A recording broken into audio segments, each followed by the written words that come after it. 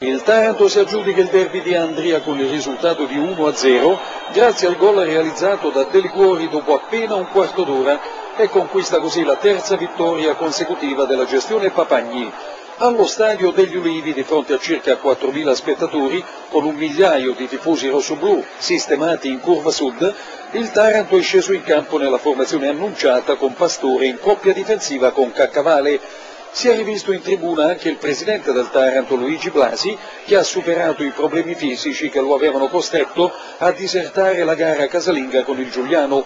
Il Taranto è ben disposto in campo con il solito 4-4-2 piuttosto equilibrato. Anche l'Andria, in serie positiva da 5 turni, appare determinata ad allungare la striscia dei risultati utili. L'inizio è scoppiettante già al quarto. De Florio mette De Liguori in ottima posizione per battere a rete, ma il colpo di testa del mancino tarantino si spegne incredibilmente sul fondo. La replica dei padroni di casa non si fa attendere, ma l'azzurro Ruggiero trova un attento portiere Gori pronto alla respinta in due tempi.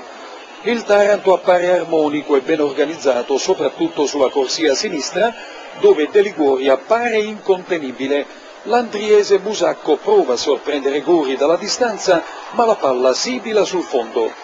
Dopo un minuto è il Taranto a passare in vantaggio con una veloce azione di Di Domenico che perfeziona per l'ottimo De Liguori, il quale supera in diagonale la difesa locale e batte l'incolpevole portiere di Bitonto per l'1-0 in favore del Taranto. E l'euforia dei rossoblù in campo e sugli spalti appare ampiamente giustificata. Il Taranto appare tranquillo e convinto di poter portare a casa un risultato positivo, la mentalità è quella giusta. L'Andria si affida alla punta Plasmati che alla mezz'ora viene fermato da un rimpallo in aria tarantina.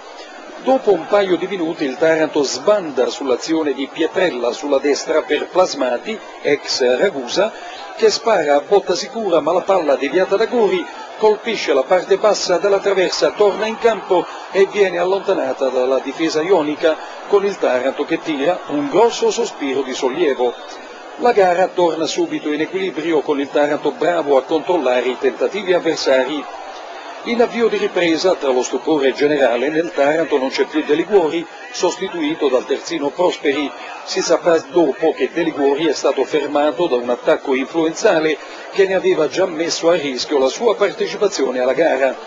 L'avvio dell'Andria è rabbioso, la squadra allenata da Fulti carica a testa bassa la difesa del Taranto, che rischia di capitolare prima su conclusione di Sassarini e subito dopo con un diagonale dell'ex Terrevoli che costringe il portiere Gori alla deviazione in calcio d'angolo. Il Taranto arretra di fronte agli assalti dei padroni di casa che non ci stanno a perdere l'incontro. Il tecnico Papagni corre ai ripari e sostituisce Catania con la rosa più adatto all'interdizione. La gara scade di tono tecnico ed assume contorni esclusivamente agonistici. Papagni vede Pastore in difficoltà e lo sostituisce con il centrocampista Bussi, affidando proprio alla russa il ruolo di difensore centrale. L'Andria continua ad attaccare con foga, ma senza la necessaria lucidità, agevolando così l'azione di rimessa del Taranto, che riesce a rintuzzare tutti i tentativi dei padroni di casa. E così dopo 5 minuti di recupero la gara si conclude con la terza vittoria esterna del Taranto, al terzo successo consecutivo, con la squadra rossoblù che va a ricevere gli applausi sotto la curva dei sostenitori tarantini. Ora il Taranto guarda con maggiore fiducia al prossimo futuro, con il secondo posto in classifica che dista solamente 3 punti e domenica allo Jacobone arriva il temibile Vittoria.